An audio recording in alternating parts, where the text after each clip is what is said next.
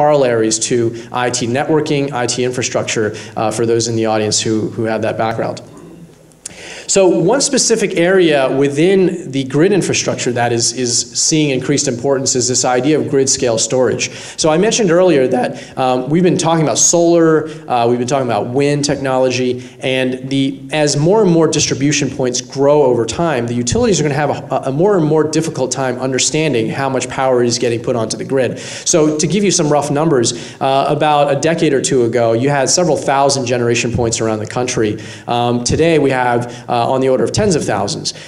In about 10 to 20 years, if solar and wind continue to proliferate, you're going to have millions of distribution points, all feeding power to the grid. The utility owns a very small minority of those assets, and they're going to have to make decisions on how to route power. And so for those of you in the audience, again, with a networking IT background, what's the solution for that? It's storage. It's caching.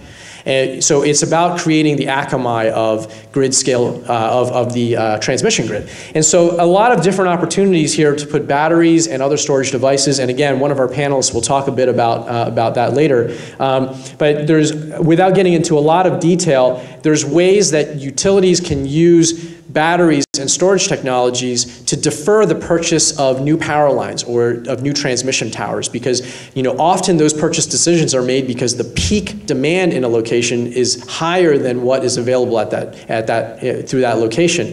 And so that only happens 1 or 2 hours in the day, but you need $1 billion in order to add a power line there. So if you're able to add a battery and have that to the side so that you can store energy during times where off-peak times, and then feed the grid at times of peak time, that's one of the ways that you can defer your capital expense. So that and a number of other areas can prove beneficial to the utilities in terms of grid scale storage. So just a quick review before I wrap up here as to why Cleantech, and this was something that we had actually presented to our investors several years ago when we first started thinking about Cleantech. And there have been a lot of changes over the last couple of years. Oil prices have gone way down. The macroeconomic environment has gone pretty bad. The debt markets have closed up. A lot of investors have pulled back significantly. So how does that change our thesis? Does that affect our original thesis around Cleantech? And I think if we go around the horn, again, the massive end markets are there, if not growing.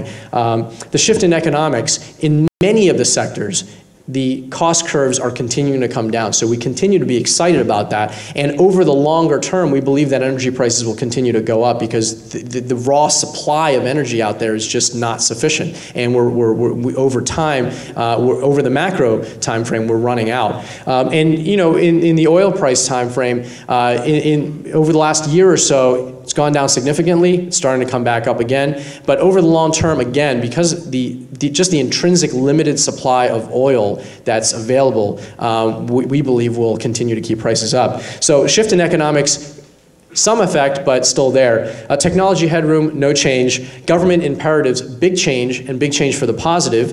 And I think you'll hear our next speaker talk more about that. And then corporate and social imperatives.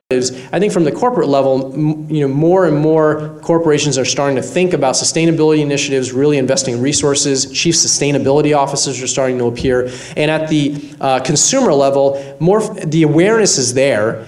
And depending on the economic situation of folks, people are starting to make more decisions about whether or not they want to buy a hybrid or not, whether or not it makes economic sense to use better light bulbs and so forth. So that has slowed down a bit with the change in the macroeconomic environment. But again, we believe that in the long term, consumers now have been alerted to the issue and are seeing possible solutions for that. And so we hope that trend will continue in the future. So, we really encourage all the folks in the audience to really think about Cleantech as an area that is ripe for innovation, entrepreneurship, and hopefully an area where you can get involved sometime in the near future. Thank you.